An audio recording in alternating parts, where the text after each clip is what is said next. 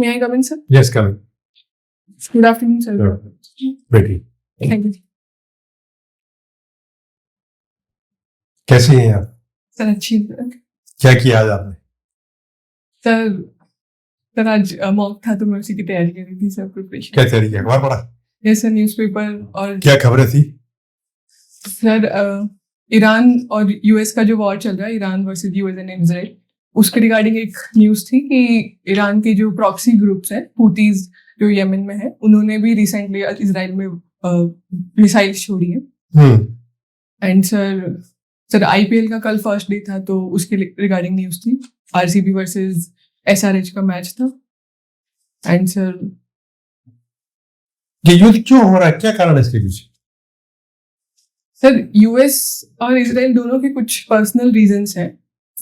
जो प्रमुख कारण तो ये है कि उनका ये कहना है कि ईरान न्यूक्लियर वेपन्स ना बना पाए और वो यूरेनियम एनरिचमेंट कर रहा है जो ओवरऑल वर्ल्ड की सेफ्टी के लिए सही नहीं है। तो उन्होंने प्रमुख रीजन ये दिया था कि हम वो करने से रोकना चाहते हैं। किन किन देशों के पास हाई तारीख में यूरेनियम का है? वो एनरिच यूरेनियम है सर, एनरिच यूरेनियम। सर मतलब परमाणु बनाने में मतलब आज की तारीख में वो सक्षम है। कौन कौन से देश है? सर यूएन के जो परमानेंट 5 मेंबर्स हैं वो हैं यूएस, रशिया, चाइना, फ्रांस और सर इंडिया और पाकिस्तान के पास भी न्यूक्लियर वेपन की टेक्नोलॉजी है। तो फिर ईरान वालों तो क्या बुरी बात है ऐसे इतने लोग पास है? सर ईरान में जो 1979 का रिवॉल्यूशन हुआ था, उसके बाद जो गवर्नमेंट चेंज हुई है, उस गवर्नमेंट को लेके उनके रिलेशंस यूएस और इजराइल से इतने अच्छे नहीं रहे हैं और वो एक सेफ्टी कंसर्न क्रिएट करती है इन दो कंट्रीज के लिए। आपका एकेडमिक कैरियर देखना बहुत शानदार है। क्लास 10th जो है आपने किया 2014 में 10 CGPA और 12th की 16 में 94.4% और फिर आपने मेटलर्जिकल एंड मटेरियल इंजीनियरिंग में MNIT से 9.25 किया है। इतना सा एकेडमिक कैरियर वाला प्रशासन क्या करते हैं? आप तो वहां जाते शिक्षा के क्षेत्र में जो अच्छा नाम रोशन करते हैं। सर प्रशासन में मेरा इंटरेस्ट, जब मैं जब कॉलेज में थी तो मेरे कुछ सीनियर्स इसकी तैयारी कर रहे थे, वहां से मेरा डेवलप हुआ। एंड सर यहाँ आने का मेन रीजन ये है कि मैं जिस रीजन से आती हूँ वहाँ की female literacy rate national average की ऑलमोस्ट हाफ है और इसके बावजूद भी मुझे इतनी अच्छी हायर एजुकेशन परस्यू करने का जो प्रिविलेज मिल रहा था, तो मैं उसका यूज करके एक एग्जाम्पल क्रिएट करना चाहती हूँ अपनी सोसाइटी में, ताकि लड़कियों की एजुकेशन है वो और इम्प्रूव हो उस एरिया में, और साथ ही मैं कुछ ऐसा काम करूं जहाँ पर ग्राउंड लेवल पे कुछ चेंज ला सकूं। तो इस वजह से मुझे प्रशासनिक सेवा में आना है सर। महिलाओं की सरकार ने बहुत सारी स्कीम शुरू कर रखी है, योजनाएं है ना? Yes sir. क्या क्या है महिला उत्थान के लिए? सर सबसे प्रमुख योजना जो मुझे अभी याद आ रही है वो लाडू प्रोत्साहन योजना है, जिसका मेन एम है गर्ल्स की एजुकेशन को इम्प्रूव करना और साथ ही जो ड्रॉप आउट रेट्स की जो इशू है वो भी उसको कर्ब करने में हेल्प करेगी, जिसमें 7 इंस्टॉलमेंट्स में सरकार 1.5 लाख रुपए लड़कियों को देती है। साथ ही सर अलग अलग स्कॉलरशिप स्कीम्स चलती हैं और स्कूटी वितरण योजना और फ्री बुक्स वितरण योजना, ये सब भी लड़कियों के लिए चलाई जाती है। And sir health point of view से देखें तो लड़कियों के लिए माँ वाउचर स्कीम चलती है। एंड सर एक सुकन्या समृद्धि योजना भी है, भी सरकार चलाती है, जिसमें स्मॉल सेविंग स्कीम का प्रावधान है ताकि पेरेंट्स बचपन से लड़कियों की एजुकेशन को लेके उनके पास फाइनेंशियल कंस्ट्रेंट्स ना हो। अभी ये प्रधानमंत्री महोदय आए थे अजमेर में, उन्होंने एक इसमें ये वैक्सीन लॉन्च किया था बालिकाओं के लिए, क्या था वो? सर आपकी परमिशन हो तो मैं गैस करना चाहूंगी, मैं श्योर नहीं हूँ उसको लेके। तो सर्वाइकल कैंसर को लेके वैक्सीन है सर। ये सर्वाइकल साल से कितने साल की एज की बालिकाओं को लगाते हैं टीका? सर सबसे इसका जो इफेक्ट है सबसे बेनिफिशियल तब रहता है जब 30 से बिलो एज में उन्हें लगा दिया जाए।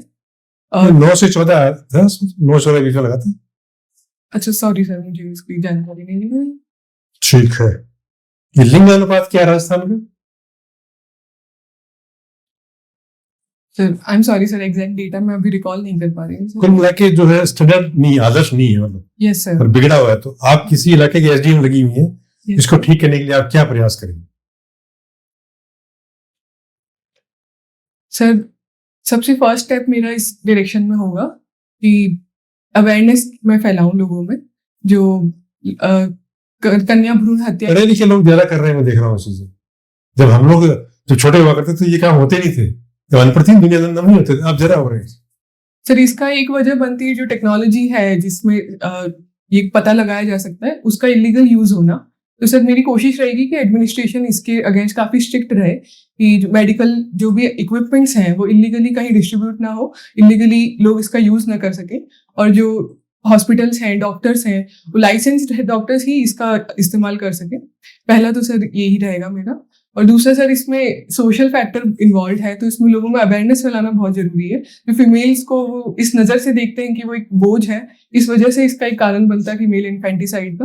तो इसको बदलने की जरूरत है, उन्हें ये चीज रियलाइज करवाने की जरूरत है कि लड़का लड़की दोनों ही बराबर है और दोनों कोई बोझ नहीं, दोनों उनके लिए एक एसेट ही होंगे सर फ्यूचर में जाके। आपके जिले की दो अपना यूनिकनेस बताइए जो और जिलों में नहीं होती, विशेषता है आपके जिले की जो अन्य जिलों में नहीं पाई जाती। सर एक तो सर जो हमारे जिले का जीआई टैग भी है, मेहंदी जो है काफी फेमस है। जो रंग मेहंदी हमारे रीजन की प्रोवाइड करती है वो शायद ही कहीं और मिले। इवन बॉलीवुड के काफी बड़े बड़े सेलिब्रिटीज भी यहाँ से मेहंदी मंगवाते हैं। एंड सर सेकंड सर हमारे जिले में आपको टूरिज्म पॉइंट ऑफ व्यू से हर क्षेत्र का कुछ ना कुछ मिलेगा। अगर आप एडवेंचर पसंद करते हैं, या फिर आप वाइल्ड लाइफ देखना पसंद करते हैं, या फिर हिस्टोरिकल फोर्ट वगैरह कुछ देखना पसंद करते हैं, वो सब आपको टूरिज्म हमारे एक जीआई टैग कौन देता है सर? इसकी सर एक कमेटी बनती है जो सजेस्ट करती है कि इस रीजन से ये जीआई टैग ये प्रोडक्ट को मिलना चाहिए, फिर उसकी सिफारिश पे। और ये जो ऑर्गेनाइजेशन है इसका ऑफिस कहाँ पे है जो देता है GI tag? I am sorry sir, मुझे इसकी जानकारी नहीं है। ठीक है, ये मेहंदी जो लगाते हैं हाथों में, इस पे हाथों का रंग क्यों चेंज हो जाता है? मतलब ब्राउन लाल ऐसे रंग क्यों आते हैं, वो क्या होता है? सर मेरा अनुमान है कि जो मेहंदी में जो केमिकल्स हैं या जो भी प्रोडक्ट्स हैं वो स्किन से रिएक्ट करके रेड कलर देते हैं सर। ऐसे कौन से त्योहार हैं आप बताइए जो सिर्फ यहाँ राजस्थान में मनाते हैं, बाकी राजस्थान के अलावा अन्य राज्यों में नहीं मनाते?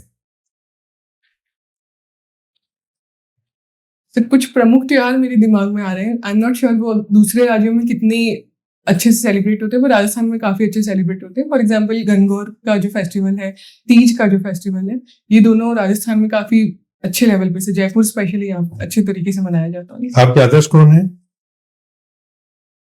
Sir?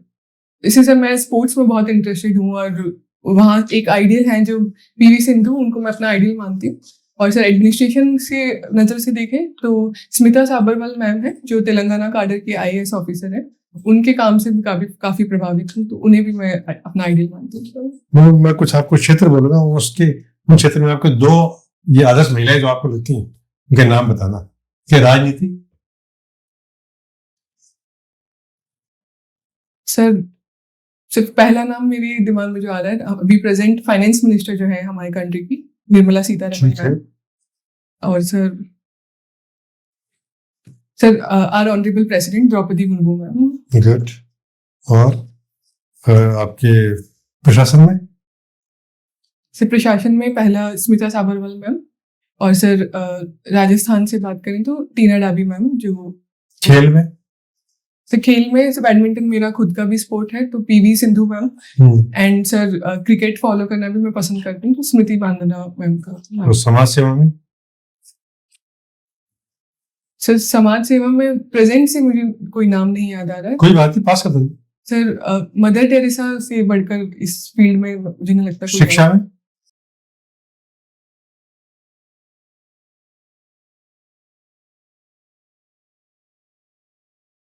I am sorry sir, मैं कुछ नाम अभी रिकॉल नहीं कर पा रहा। महिला सुरक्षा के लिए बहुत सारे कानून बना रखे हैं, क्या क्या कानून हैं सर? एक सबसे मेन से डोमेस्टिक वायलेंस एक्ट बना हुआ है। कब का था सर? एग्जैक्ट ईयर से मैं याद और बताइए। और सर एक राजस्थान में एक एप्लीकेशन, जो मोबाइल एप्लीकेशन है राजकॉप सिटीजन, जो महिलाओं की सेफ्टी के लिए बनाई गई है। और पेट्रोलिंग यूनिट्स राजस्थान में स्पेशली विमेन ओरिएंटेड पेट्रोल। क्या नाम से हो? कालिका पेट्रोलिंग यूनिट्स नाम से, जो विमेन सेफ्टी के लिए स्पेशली डिजाइन की हुई है। और कौन से एक्ट है? सर वर्क प्लेस पे सेक्सुअल हैरेसमेंट से बचने के लिए पॉश एक्ट बनाया गया। कौन साल का है? सर माफ कीजिए सर, मैं ईयर नहीं रिकॉल कर पा रही हूँ एग्जैक्टली। हेल्पलाइन नंबर्स क्या क्या महिलाएं?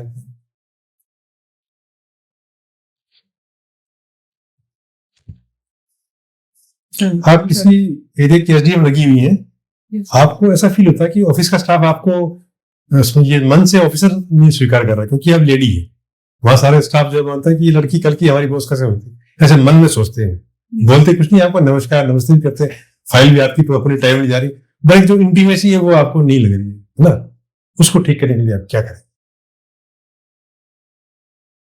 सर ये मैं समझ रही हूँ कि एक बिहेवियरल इशू है जो डीप रूटेड पैट्रियार्की है उससे आ रहा है, कि वो एक महिला को लीड करते हुए नहीं इतना एक्सेप्ट कर पा रहे हैं। तो सर इसमें मुझे लगता है मेरा काम ही है जो मुझे डिफाइन करेगा और वही उनके सामने मेरी रेस्पेक्ट क्रिएट कर पाएगा। तो सर मेरी कोशिश रहेगी कि मेरा काम कहीं पे भी कम ना हो, कहीं पे भी मैं चूकूं नहीं, और अगर मुझे एक्स्ट्रा हार्डवर्क करना पड़ रहा है तो मैं एक्स्ट्रा हार्डवर्क भी करूंगी, ताकि लोगों को ये कभी ना लगे कि सिर्फ मैं एक महिला होने की वजह से अच्छा काम नहीं कर पा रही। बॉस के है उनकी आप ये लीडर बन के काम करना चाहिए। अभी आपने बताया कि मैं एडमिनिस्ट्रेटिव सर्विस में जाकर ही है वो एक रोल मॉडल मेरे क्षेत्र का बनना चाहती हूँ। आप तो रोल मॉडल तो ऑलरेडी बन गए हैं, क्योंकि इंजीनियरिंग के जो सेक्टर में है वो वैसे ही महिलाएं हैं वो बहुत कम जाती हैं, और पहले तो बिल्कुल ही कम थी, अब तो फिर भी है वो काफी एनरोलमेंट बढ़ गया इंजीनियरिंग में। तो इंजीनियरिंग सेक्टर में भी आप वो काम करके वहां के लिए क्या आदर्श नहीं बन सकते थे? तो बिल्कुल सर, इंजीनियरिंग फील्ड में वैसे कम महिलाएं हैं और मेरी एरिया से मैंने देखा है कम ही लड़कियां पहुंची हैं, और वहां पे भी जाके मैं एक प्रभाव क्रिएट कर सकती थी। पर सर जो इम्पैक्ट एक एडमिनिस्ट्रेटिव सर्वेंट कर पाता है वो लार्जर लोगों तक उसकी पहुंच होगी।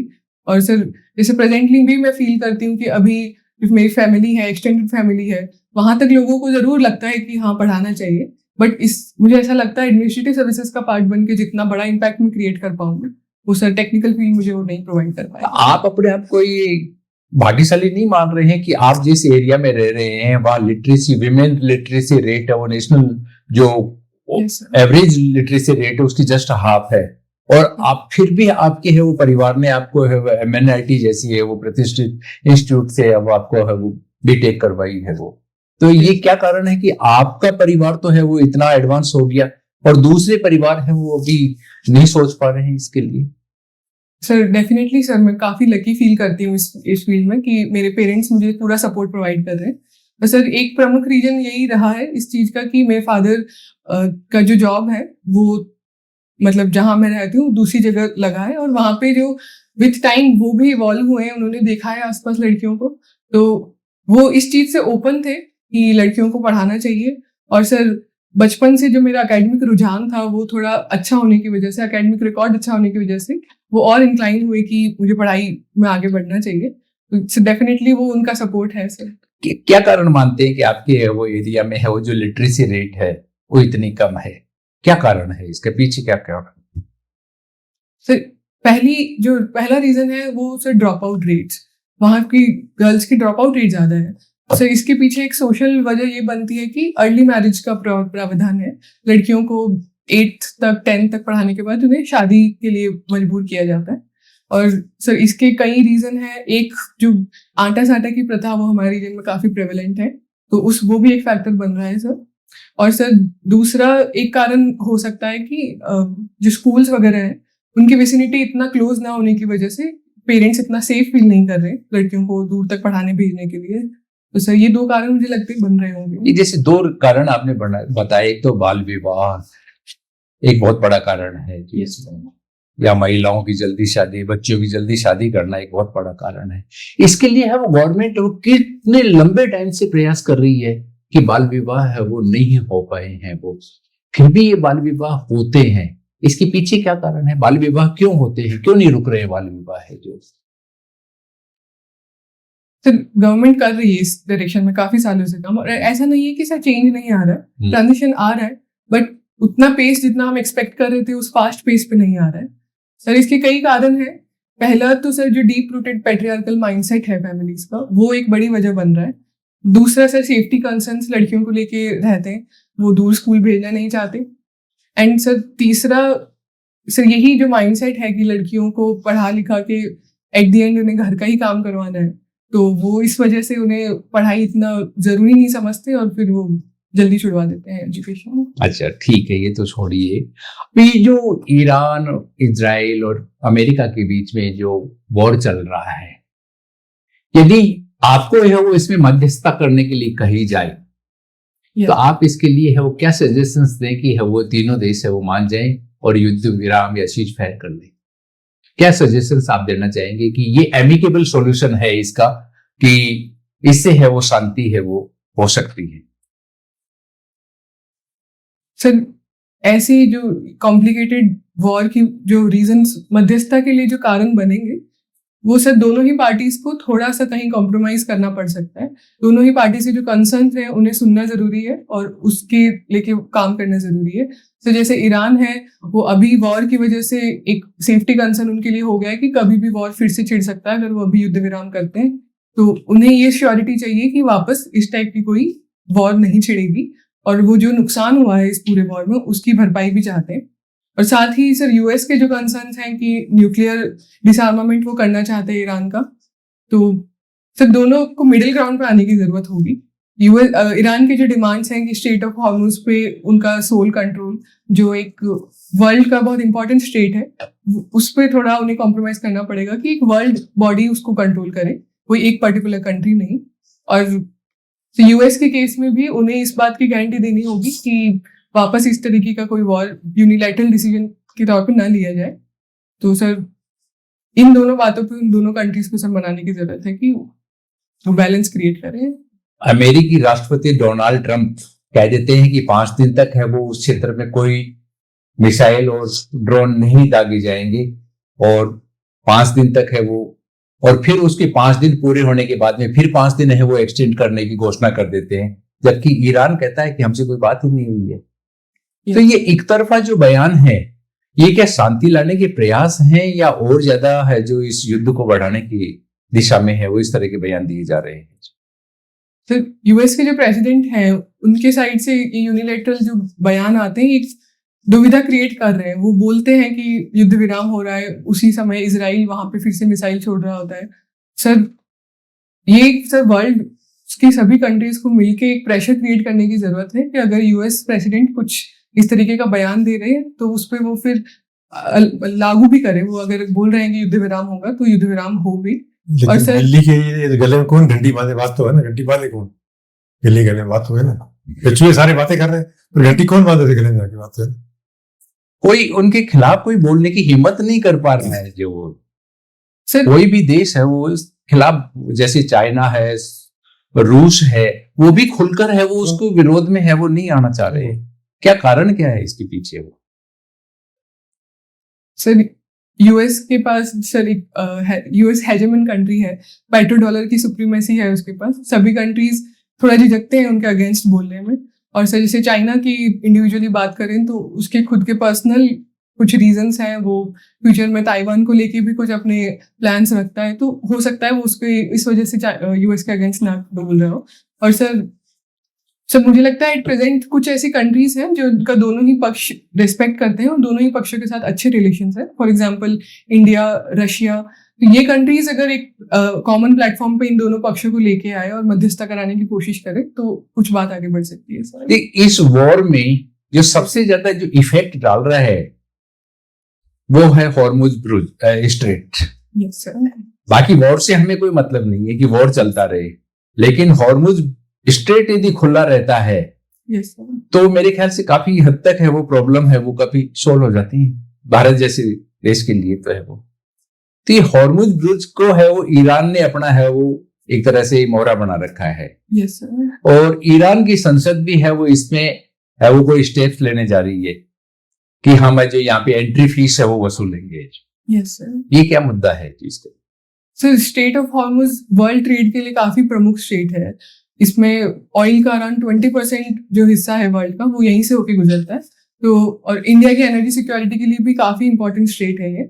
इस वजह से पूरे वर्ल्ड का ध्यान इस पे केंद्रित है कि स्टेट ऑफ हॉर्मुज बंद न रहे, वो खुला रहे।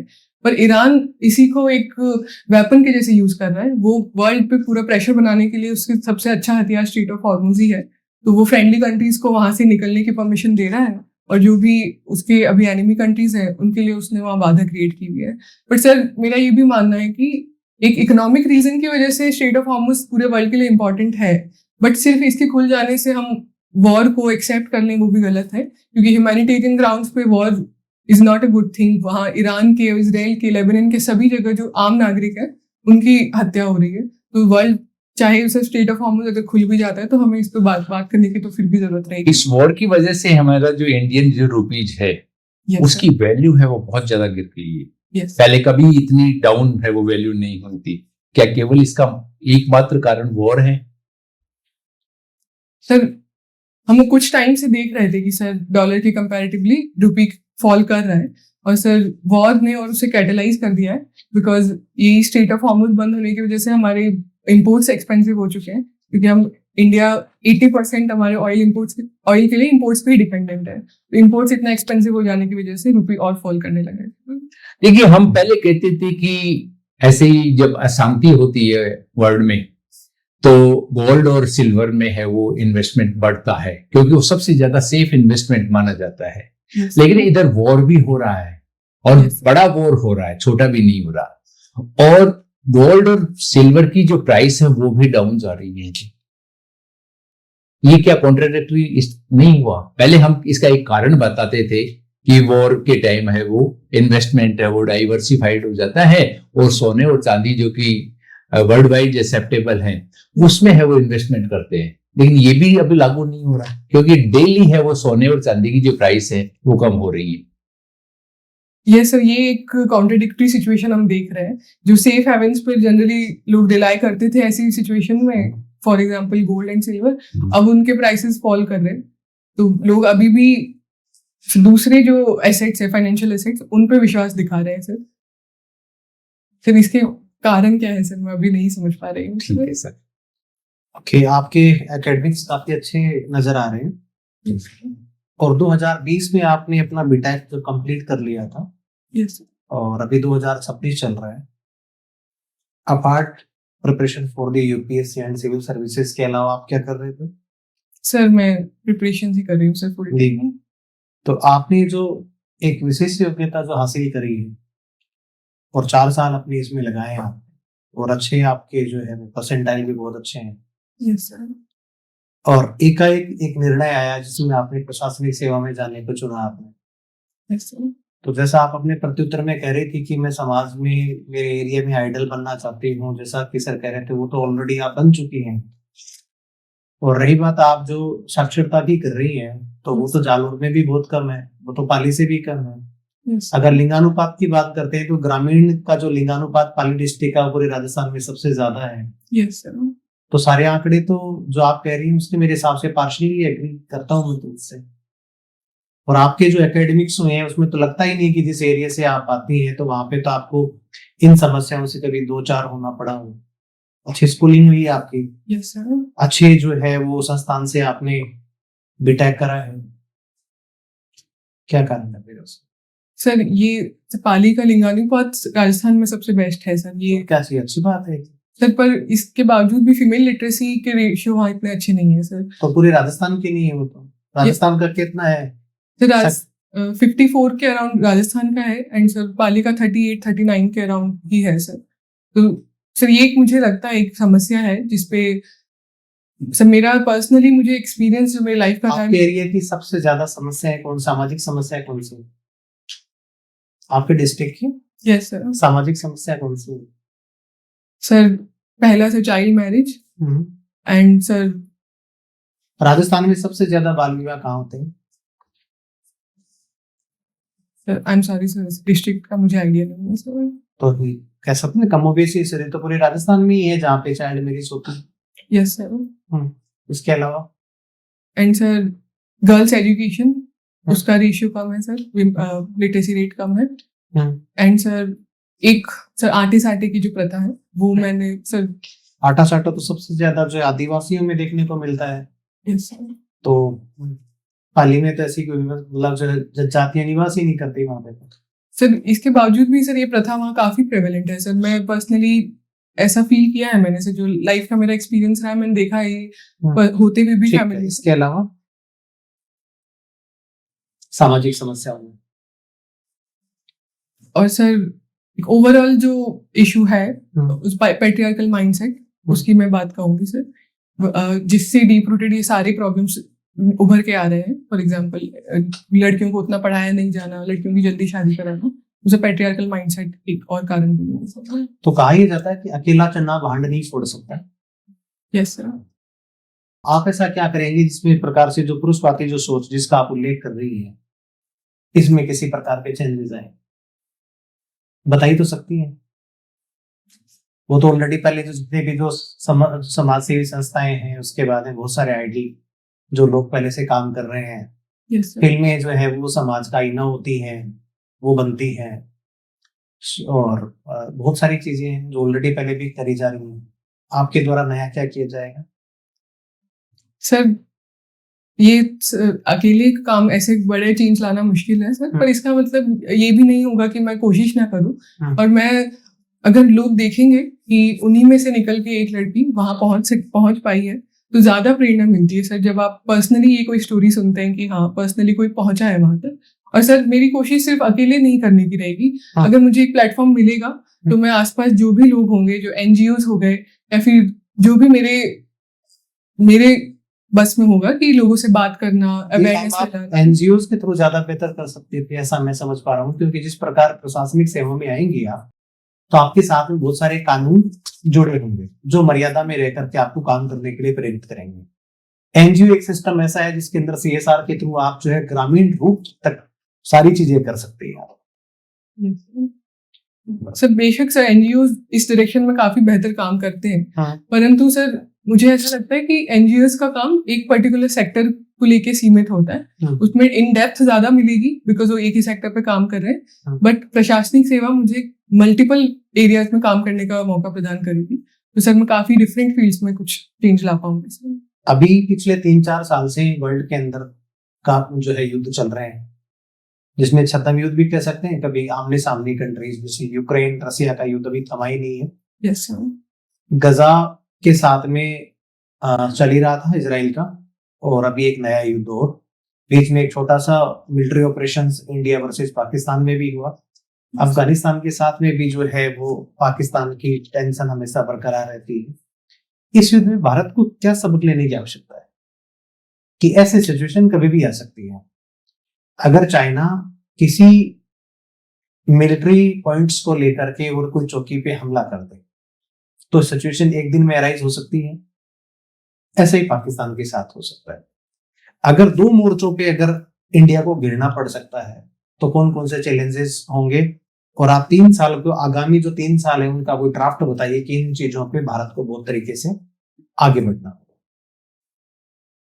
सर जैसा हम अभी वर्ल्ड में अनसर्टेनिटी देख रहे हैं, उस वजह से डिफेंस काफी इंपॉर्टेंट हो जाता है। ठीक है। तो गवर्नमेंट को आगे आने वाले 3 सालों में डिफेंस पे बजट भी इंक्रीज करना होगा। एंड जो भी टेक्नोलॉजी है, एडवांस टेक्नोलॉजी इंडिया डेवलप कर सके वो इंडिया के लिए बेहतर होगा। दूसरा सर, जैसा हम अभी प्रेजेंट वॉर में देख पा रहे हैं कि हमारे इंपोर्ट डिपेंडेंसी की वजह से मिडिल ईस्ट में हो रहा वॉर हमें कितना ज्यादा इम्पैक्ट कर रहा है। तो इसके लिए हमें आत्मनिर्भर होने की और काम करना होगा, जिसमें अभी प्रेजेंट गवर्नमेंट कर भी रही है। इथेनॉल का प्रोडक्शन, इथेनॉल बेस्ड कुकिंग स्टव्स बनाने की बात है, उसके प्रोडक्शन को इंक्रीज करने की बात हो रही है। और पीएनजी को अभी प्रमोट किया जा रहा है ताकि एलपीजी की डिमांड कम हो सके। एंड रिन्यूएबल एनर्जी सोर्सेज को और इम्प्रूव करने के लिए हो रहा है ताकि हम ऑयल पे इतना डिपेंडेंट ना रहें। आप ये बताएं कि बहुत सारी जो आईआईटीज जो रेपुटेड हैं वो अलग अलग नवाचार करती रहती हैं। भारतीय सुप्रीम कोर्ट के लिए उन्होंने क्या क्या नवाचार करे हैं, दिल्ली से संबंधित और क्या क्या करे हैं, डीआरडीओ के साथ में कौन कौन से नवाचार इक्विपमेंट्स उन्होंने बनाए हैं, कुछ बताएं।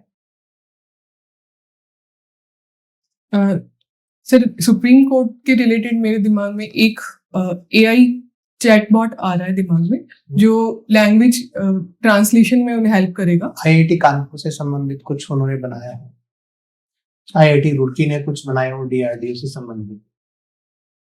Sir I am sorry sir, specific इसका मुझे जानकारी नहीं है। आप ये बताएं कि नैनो टेक्नोलॉजी के द्वारा कौन कौन से डिफेंस उत्पाद अभी बनाए गए हैं जो इंडिया को अगर लंबे समय तक युद्ध में रहने के लिए बहुत ज्यादा मजबूत बनाते हैं। सर नैनो टेक्नोलॉजी का यूज करते हुए। ऐसे कौन कौन से प्रोडक्ट बनाए हैं? Sir I am sorry. चलिए कोई बात नहीं। अभी हाल ही में लक्ष्य सेन ने जो है एक किताब चूकने मतलब जो है वो कह सकते हैं कि किताब तो उन्होंने जीती, उस दहलीज तक पहुंच गए थे वो, यस लेकिन वो चूक गए।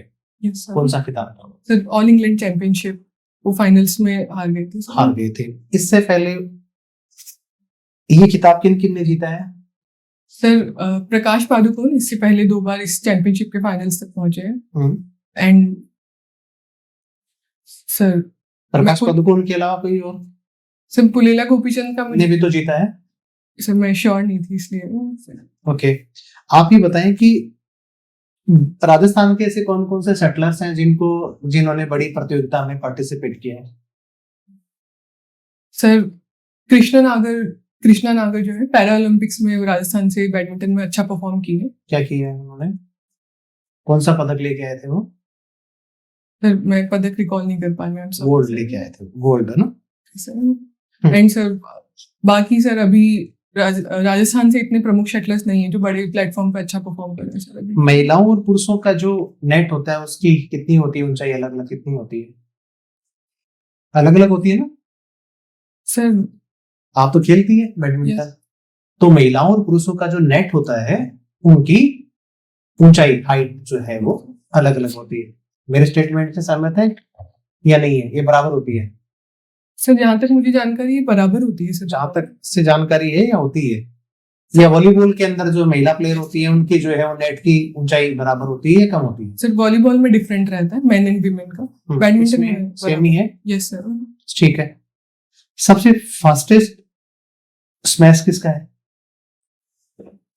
सर इंडिया के जो डबल्स के प्लेयर हैं सात्विक रंकीरेड्डी, उनका है फास्टेस्ट स्मैश का रिकॉर्ड पूरे वर्ल्ड में। Yes sir. या कोई इंडोनेशियन खिलाड़ी का है? Sir I am sorry sir, मुझे इन्हीं की जानकारी थी। चलो ठीक है। मेरा अंतिम सवाल आपसे, आप यहाँ तक पहुंची हैं ये बड़ी बात है, और इसमें किन किन लोगों का सहयोग रहा? सर मेरे पेरेंट्स तो सबसे ज्यादा उन्हीं का सपोर्ट रहा है। I am sorry. And sir जो जहाँ से ये शुरुआत हुई थी मेरे कॉलेज के सीनियर्स जिनसे मुझे इस फील्ड का एक्सपोजर मिला, और उसके बाद भी उनका सपोर्ट रहा है मुझे इस फील्ड में। वो खुद इसकी तैयारी कर रहे थे और आज सर्विस में भी है, तो उनका गाइडेंस मुझे काफी मिला है sir. And sir my siblings, sir उनका सपोर्ट बहुत रहा है। Yes sir. आपकी ऐसी कौन सी कमी थी जिसको ओवरकम कर लिया आपने भी? सर एक तो परफेक्शन ट्रैप मेरे लिए एक समस्या रही है। तो हमेशा बरकरार रहते हैं, परफेक्शन का भी आ सकता है सर। वही सर, अगर मैं पढ़ रही हूँ या मैं खेल रही हूँ तो वो टॉपिक को परफेक्टली कंप्लीट करने के चक्कर में थोड़ा समय ज्यादा बीत जाता था। इनपुट आउटपुट रेशियो उतना अच्छा नहीं निकल के आता था। उस पर मैं धीरे धीरे अब थोड़ा चेंज करने की कोशिश कर रही हूँ कि जितना ही फास्ट मैं कर सकूँ और जितना रिक्वायर्ड है उतना कर सकूँ। और ये चीज को समझना कि परफेक्शन कभी अचीव नहीं हो सकता, it is a continuous process. आप कंटिन्यूअसली सीखते रहते हो सर। वो अब मैं धीरे धीरे मुझे लगता है कि वो चेंज आ रहा है। Thank you. पुरुषों के सहयोग के बिना महिला उत्थान संभव नहीं है, आपका इस बारे में क्या कहना है?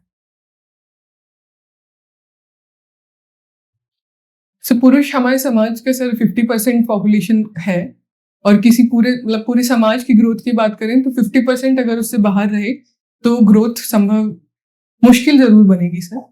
बट तो मुझे ये भी लगता है कि महिलाएं हर काम करने में सक्षम है।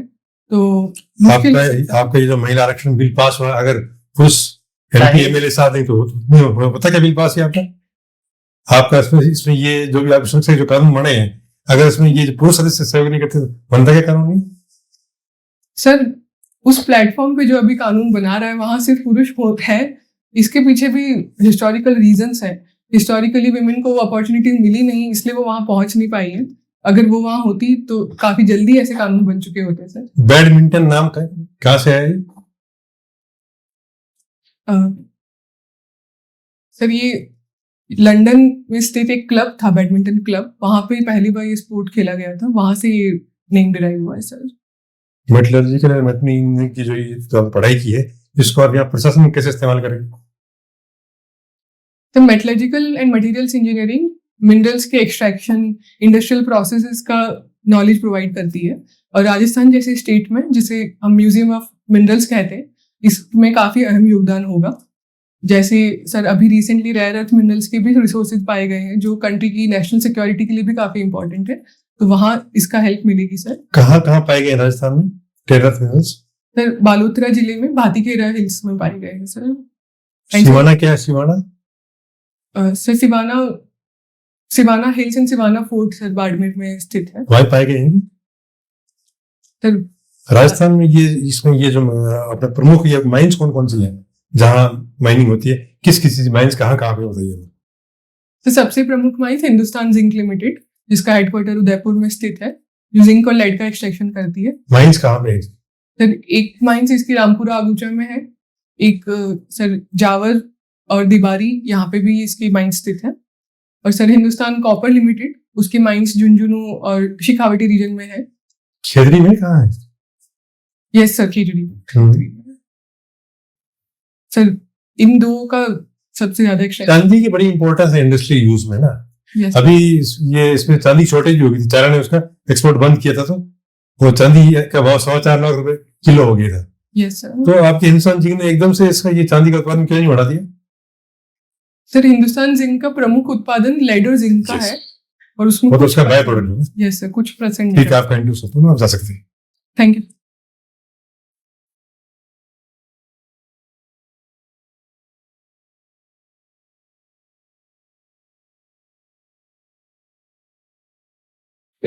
आइए पूजा जी, बैठिए। कैसा लगा आपको अपना इंटरव्यू? सर पहले के मुकाबले मुझे लग रहा है थोड़ा इम्प्रूवमेंट है। बाकी सर रानी काफी अच्छा, हम सब की राय है कि अच्छा इम्प्रूवमेंट, आपने अच्छा किया है। आपका ये साड़ी का ये ब्लाउज मुझे थोड़ा सा कम मैच लग रहा है, क्या बात है? हाँ सर। या तो इसमें जो है ना ये इस मोर के ये जो पंख है, यस सर। पंख है, या इस तरह का ले लीजिए, या जो इसका जो ये जो बॉर्डर नीला वैसा कुछ वो ज्यादा अच्छा लगेगा। ये थोड़ा मैच नहीं हो रहा है, मेरे को ऐसा लग रहा है। लेडी ज्यादा समझती है, हाँ पर सर। मुझे कुछ मैच कम लगा। या तो उसके ये ओरिजिनल तो नहीं है सर। नहीं, ये जो मोर के पंख है ऐसा नहीं मिला क्या? सर ये एक्चुअली पिंक कलर का ओरिजिनल था, तो वो थोड़ा। और या इसका ये जो ब्लूइश है ना, ऐसा कर लो। ये तो सर मैं ट्राई करके देख, वहां मैच करके देख लो कपड़ा लगा के ना, हाँ सर। क्योंकि अभी मेरे पास एक वीक का टाइम है इसलिए ना। हाँ ये सर। ये चीज तो महिलाएं ज्यादा समझती नहीं, थोड़ा मुझे मैचिंग कम लगा, हैं। वो मैचिंग कम लगा। और सा लगा मेरे को। नहीं पहनने का कुछ, अगर पहनने में प्रॉब्लम। नहीं पहनने में कोई प्रॉब्लम। साड़ी अच्छी है, सुंदर है। Yes sir. ये कलर मेरे को लगता है शायद ऐसे ये होता है कि मैच ब्लाउज पे ये सर चलता है। ये अलग से बनवाया तो हो सकता है सर कुछ। मैं एक बार और। नहीं ये रंग की बात, कपड़े की बात नहीं कर रहा। हाँ। ब्राउन ब्लूइश या जो है ना, सर ये इसी जैसे ये वाला जो कलर है, हाँ। इसको देखते हुए। मेरे हिसाब से ये ज्यादा ठीक नहीं लगता। कैसे सब चेक का हाथ देखना, अपने महिलाओं को दिखाना घर पे। यस 10 तारीख को आपका इंटरव्यू है। यस। तो 9 को आपको पहुंच जाना है। कब बुलाया? 8:45 या 8:45? 1:45। आपका इंटरव्यू शाम तक भी आता, नंबर 5 साढ़े 5 बजते हैं। हाँ सर। ऊर्जा का स्तर कम होता है क्योंकि आप खा पी के निकलते हो, उसमें हाँ सर। हल्का ऊपर से आप टेंशन रहती है। Yes. साथ में कुछ चॉकलेट्स रखे खाने के लिए ना, कैडबरी, डेयरी मिल्क, जो आपकी पसंद की वो रखे। सर अलाउड होगा? हाँ, जो छोटे पैकेट आते हैं वो कौन सा बड़ा पैकेट थोड़ी कोई हाँ अलाउड होता है। उसको आप वहां जब बाहर वेटिंग एरिया वहां पे उसको खा सकते हैं ना। ठीक है सर। आपके आगे वाले ये जो कैंडिडेट की जब इंटरव्यू रूम में चले जाए, आप उसमें जब वॉशरूम में जाके अपने आप को एक बार देख लीजिए कि मेरा ड्रेस पहना, बाल वाल सब ठीक करनी होंगी, सब हो रखे, फिर आके अपने सीट पे बैठ जाए। थोड़ी सी घबराहट सी थी, मेरा इंटरव्यू नंबर आएगा ना, Yes. उसको कम करने के लिए लंबे गहरे सांस ले लीजिए 15-20 बार। आपका ठीक अंदर बैठने के बाद, अंदर आने के बाद तो ऐसी जैसे हमने बात की, इससे अच्छी बातें करेगी, क्योंकि बोर्ड आपको सेलेक्ट करने के लिए बैठा है, बोर्ड आपको भगा नहीं रहा है। कौन बढ़िया इसको ले लो वो साठ कैसे कर रहे हैं आप? अच्छी कैंडिडेट है, बहुत बढ़िया जवाब दिया आपने। अखबार खूब गहरे से पढ़िए, और क्योंकि आप जॉब में नहीं है तो आप सब्जेक्ट भी थोड़ा सा एक मोटा मोटा देख लो, बहुत गहरे जाने जरूरत नहीं, देख लेंगे सर। नहीं, वही कह सकते हैं कि महिलाओं की इंजीनियरिंग सेक्टर में है वो बहुत कमी है अभी भी। Yes. आपने इतनी अच्छी, इतनी हायर लेवल की है वो पढ़ाई की, इतने अच्छे मार्क्स आपने अचीव किए, तो इंजीनियरिंग सेक्टर को आपने अपना कैरियर क्यों नहीं चूज किया? इस संदर्भ में आपसे बात हो सकती है।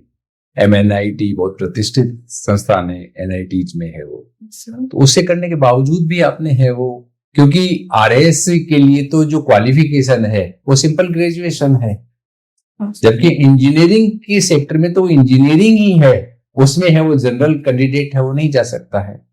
Yes sir. तो इसका आपको थोड़ा सा एक कोई एमिकेबल जो है ना, तो इसका ढंग से तैयार हाँ, कर। इसको थोड़ा सा देखना है यहाँ पे। जो बाकी हमारी यही राय थी कि इंटरव्यू बहुत अच्छा है, बहुत ही अच्छा है। और आप जैसे यदि हाईली क्वालिफाइड यदि ऑफिसर्स बनते हैं, वैसे एक चीज बताऊं आपको, यस सर। ये तो हम यहाँ प्रश्न कर रहे हैं, बाकी एक्चुअली है ना, आप लोग बड़े अच्छे अप्रूव होते हैं, मैंने देखा है। मेरा बेटा भी इसमें ये बिट्स का वो है, इंजीनियर है, तो बहुत अच्छी से एनालिसिस करता चीजें, क्योंकि सिस्टमेटिक काम कर जाती है। वो ऐसे धक्के नहीं मारता पहले, मतलब यस ऐसे चलते हैं वो लोग, सिस्टमेटिक है। सिस्टम हाँ सर, प्लीज सर। तो ये चीज है जो मैं यही बता रहा हूँ कि इतनी हाईली क्वालिफाइड और इतने अच्छे मार्क्स लेके तो जो आपके डिसीजन है वो निश्चित रूप से है वो बहुत अच्छे होंगे कंपैरेटिवली, वो जो दूसरे जो लोग होंगे उनसे अच्छा करेंगे। तो बहुत अच्छा आपका परफॉर्मेंस वाइज हम लोगों ने जो तीनों का ही जो निष्कर्ष है वो बहुत अच्छा है। और आपका इंटरव्यू के बेस पे आपका है वो सिलेक्शन नहीं रुकेगा। रिटर्न में कैसे मार्क्स हैं, रिटर्न में आप अच्छे academic मार्क्स देखते हैं, हैं अच्छी, तो हाँ ये भी देखते हुए यही है कि भाई इसमें खराब तो नहीं होंगे आप भाई, एक्सीलेंट नहीं तो खराब ही नहीं है, मतलब वेरी गुड तो होंगे हम। सेकंड अटेम्प्ट है ना, सर सेकंड मेंस था मेरा। सेकंड मेंस था, यस सर। तो पहले मेंस तो सर पहले सर 8 नंबर से नहीं हुआ। अच्छा, चलो आपकी बात अच्छा होगा, बढ़िया होगा इंटरव्यू आपका ये जो। अभी मेरा तो ऐसा कुछ ऐसा कहने का नहीं है, बट अपेक्षाएं ये रहती हैं कि जैसे आप अपना वहां डेफ में मेंशन करते हो कि आपने एनआईटी में अच्छा परफॉर्म किया है, एकेडमिक्स आपकी थोड़ा और सारे स्प्लेंडेड हैं, तो उसमें से कोई एक्सपीरियंस्ड कोई अगर फैकल्टी तो नहीं कह सकते, कोई अगर व्यक्ति आ गए तो आपसे थोड़ा सा संवाद इस विषय में कर सकते हैं, है ना, तो वो आप प्रिपेयर करके जाना। Yes otherwise you are superb, है ना। और अगर अच्छे आपके लिखित में नंबर हैं, और वो सही बात करें कि इंजीनियर स्टूडेंट जो है आजकल सर मेरी यूपीएससी में भी सबसे ज्यादा वही कर रहे हैं। यहाँ जो इंटरव्यू देने आ रहे हैं वो हाँ। 40 से 45% लोग इंजीनियर आ रहे हैं, 40% ट्राई करते हैं। सारे पीसीएम तो मेरे हिसाब से 80 to 90% 80% और साइंस बैकग्राउंड है। और इंजीनियर तो 40% इंजीनियर आ रहे हैं, हम देखो। हाँ, तो ये कोई ऐसा कोई वो नहीं है, आप अच्छा कर लोगे, है ना। ठीक, तो इस ब्लाउज के कलर आप इसका ये जो साड़ी में है ना, ये रंग डाल रहा है बीच में, इसका हाँ, साड़ी साड़ी देखिए, साड़ी में ये इससे थोड़ा और गहरा होगा, वो भी मेरे हिसाब से अच्छा हो जाना चाहिए, थोड़ा इससे डार्क है ना, ठीक है। बाकी आप दिखा देना करके। आप अपने इंटरव्यू को अपने यदि होम टाउन से जोड़ते हैं ना, यस सर। मान लीजिए वैसे बोलना तो नहीं पड़ता है वहाँ पे, ये वो डिस्क्लोज भी नहीं करना पड़ता है कि पाली डिस्ट्रिक्ट से बताते नहीं, होते भी नहीं। तो ये उससे जोड़ पाते हैं तो बहुत अच्छा करेंगे। सर जी सर, मैं वो चीज बोलती हूँ कि मैं जिस रीजन से आती हूँ हाँ, वो चीज। वहाँ ये विशेषता है, ये खासियत हाँ, है। तो ये जो है ना उसको जोड़कर फिर आप वहां के लिए रोल मॉडल, वहां की बच्चियों के लिए इस तरह की प्रॉब्लम से हैं, तो उसके लिए तो फिर वो बहुत अच्छा आपका है जो। Thank you sir. All the best. Thank you.